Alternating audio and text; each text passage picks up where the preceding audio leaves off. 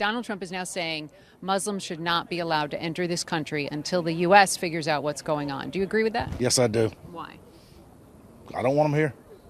Who knows what they're going to bring into this country? What bombs? ISIS? What? They need to go. Every Muslim is a terrorist.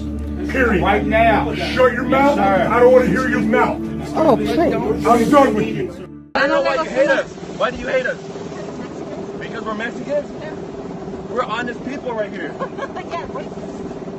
Rapists? How many people have I raped? How many drugs have I dealt? Huh? Oh yeah? You believe everything you see on the news? You see how we're working hard right here? We're also pulling it in everybody else's yard. No, dígale, ella está viendo, dígale. It took me a year. Can you elaborate on the process itself?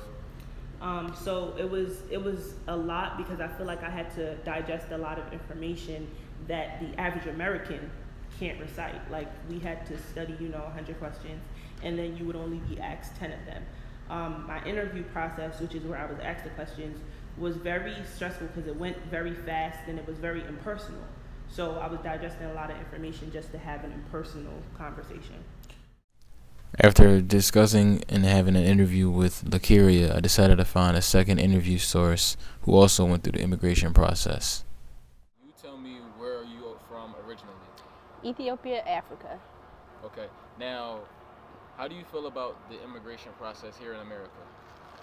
So I just became a citizen last summer.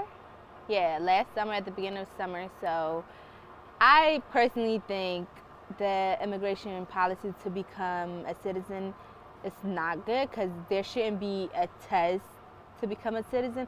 I feel like it should just look at your background check and see if you have any arrests, if you were a good citizen throughout the whole time you was here.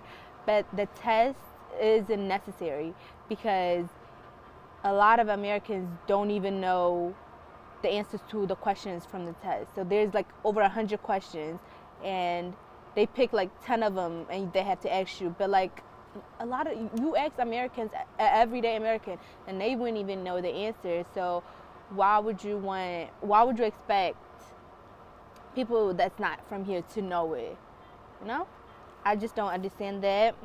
I feel like the background check, I understand everything else, and also it shouldn't cost as much as it does, because it costs close to like almost $600 just for the test.